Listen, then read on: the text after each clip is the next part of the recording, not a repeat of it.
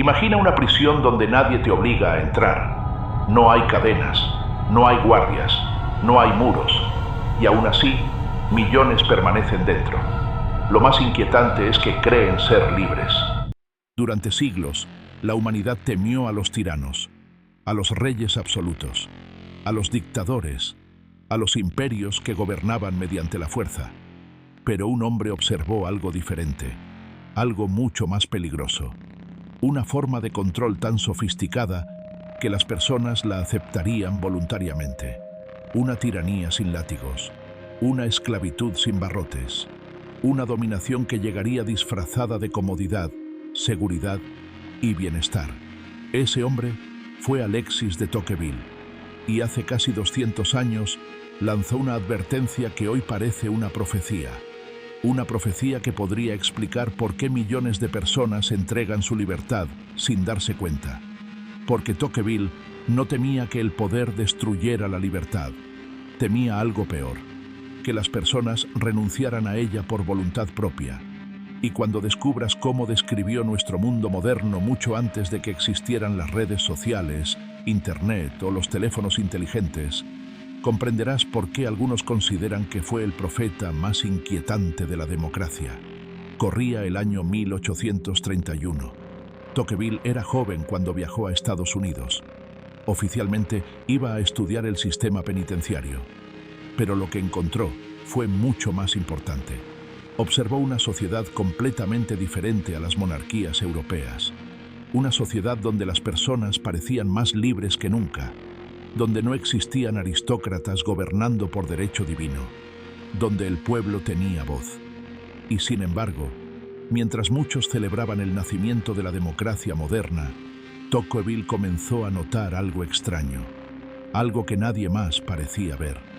Se dio cuenta de que la libertad podía desaparecer incluso sin un dictador, incluso sin violencia, incluso sin censura oficial, porque existía otra fuerza, una fuerza invisible, la presión de la mayoría, la necesidad humana de pertenecer, el miedo a ser rechazado.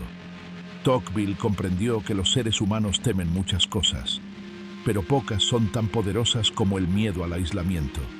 Ser expulsado del grupo, ser señalado, ser considerado diferente. Y cuando una sociedad entera piensa igual, quien discrepa puede convertirse en un enemigo. No porque haya cometido un crimen, sino porque piensa distinto. A esto lo llamó la tiranía de la mayoría. Y aquí es donde su advertencia se vuelve perturbadora. Porque una mayoría convencida de tener razón puede llegar a ser tan opresiva como cualquier tirano. Quizá más. Un rey puede controlar tus acciones, pero la opinión colectiva puede intentar controlar tus pensamientos. Hoy lo vemos constantemente. Personas que guardan silencio para evitar críticas, individuos que repiten opiniones populares aunque no las compartan, millones que prefieren encajar antes que cuestionar, porque ser aceptado resulta más cómodo que pensar por cuenta propia. Y esa fue apenas la primera parte de su profecía. La segunda era aún más oscura.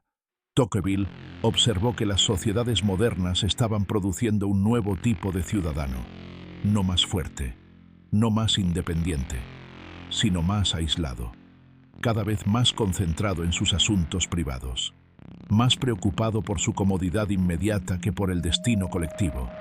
Poco a poco, las personas dejaban de participar, de asociarse, de involucrarse, y cuando los ciudadanos abandonan el espacio público, alguien ocupa ese vacío, el poder, siempre el poder.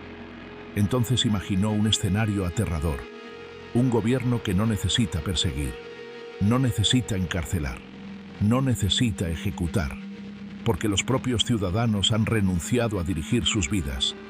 El Estado simplemente administra todo, decide todo, organiza todo, y la gente lo acepta porque es más fácil, más cómodo, más seguro.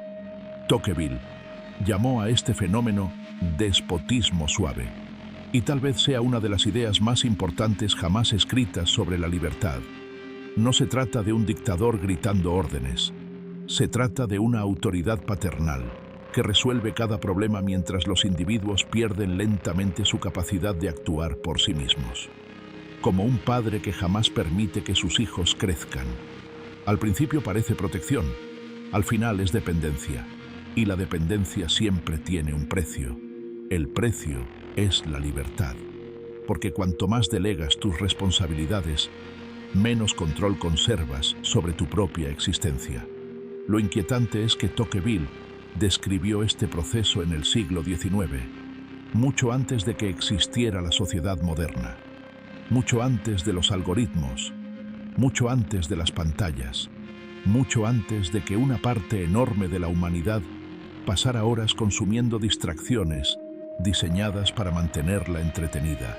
Y aquí surge la pregunta más incómoda. ¿Qué ocurre cuando una sociedad prefiere entretenerse antes que pensar? ¿Qué ocurre cuando la comodidad se convierte en el valor supremo? ¿Qué ocurre cuando las personas dejan de luchar por la libertad porque ya no recuerdan su importancia?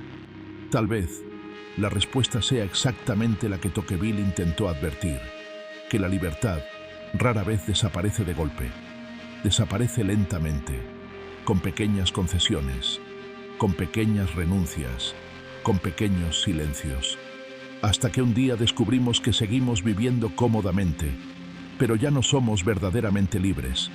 La verdadera profecía de Tocqueville no fue sobre gobiernos, fue sobre nosotros, sobre la facilidad con la que los seres humanos cambiamos libertad por comodidad, pensamiento por conformidad, responsabilidad por dependencia.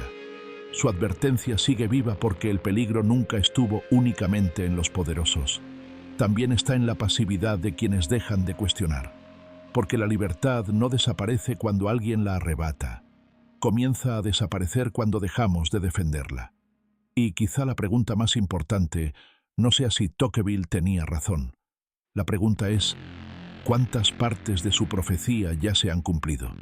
Alexis de Tocqueville murió en 1859. Nunca conoció Internet. Nunca vio las redes sociales. Nunca observó una pantalla iluminando el rostro de miles de millones de personas. Y sin embargo, parece haber visto algo que nosotros apenas comenzamos a comprender. Entendió que el mayor peligro para la libertad no siempre viene desde afuera. A veces nace dentro de nosotros.